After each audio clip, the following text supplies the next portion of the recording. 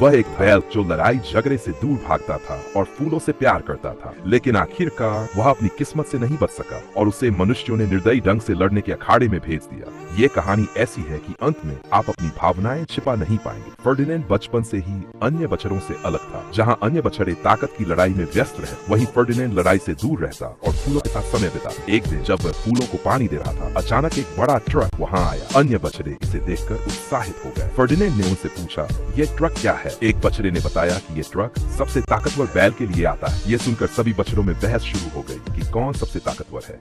इस बहस के दौरान काले रंग के बछड़े ने पीले बछड़े को गिरा दिया। पीला बछड़ा फर्डिनेंड के फूलों पर गिरने वाला था, लेकिन फर्डिनेंड ने उसे बचा लिया। इस घटना ने काले बछड़े को गुस्सा दिला दिया और उसने फर्डिनेंड के फूलों को नष्ट करने का सोचा, लेकिन फर्डिनेंड ने लड़ने से इनकार कर दिया और अपने शरीर से फूलों की रक्षा की। तभी अखाड़े में बड़े बैल आ गए। यहाँ फैसला होना था कि सबसे ताकतवर बैल कौन है। फर्डिनेंड के पिता ने काले बछड़े के पिता के साथ लड़ाई लड़ी। अंत में फर्डिनेंड के पिता को सबसे ताकतवर घोषित किया गया। जब उनके पिता जाने लगे, फर्डिनेंड ने उन्हें रोका और कहा कि वह लड़ाई नहीं करना चाहता। उनके पिता ने उसे समझाया कि बड़े होकर वह भी एक ताकतवर बैल बनेगा। फर्डिनेंड उदास था कि उसके पिता भी उसकी बात नहीं समझ सके। उनके जाने के बाद फर्डिनेंड कई दिनों तक उनका इंतजार करता रहा, लेकिन वह कभी वापस नहीं लौटे। एक दिन जब एक कर्मचारी सफाई कर रहा था, फर्डिनेंड ने एक ट्रक की आवाज सुनी। वह दौड़कर ट्रक तक पहुंचा, लेकिन ट्रक खाली था। फर्डिनेंड को समझ में आ गया कि उसके पिता हार चुके। इससे डरकर फर्डिनेंड ने वहां से भागने की ठानी। वह दौड़ता हुआ ट्रेन स्टेशन पहुंचा और एक ट्रेन के डिब्बे में कूद गया।